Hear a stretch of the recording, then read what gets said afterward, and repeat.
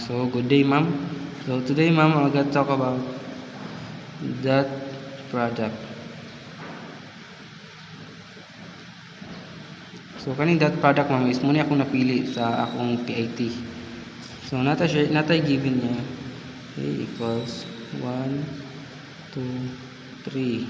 And natong B is 3, 2, 1. So kanitong 1, ma'am, is muna itong first term, and 2 second term, and 3 third term. Kana sila, pareha na sila.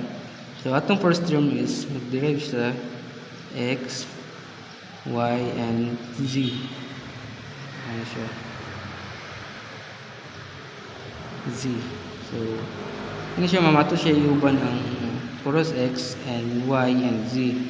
So para mauban siya, muna na siya rin ang a times b equals 1 and 3 plus atong second term 2 plus a third term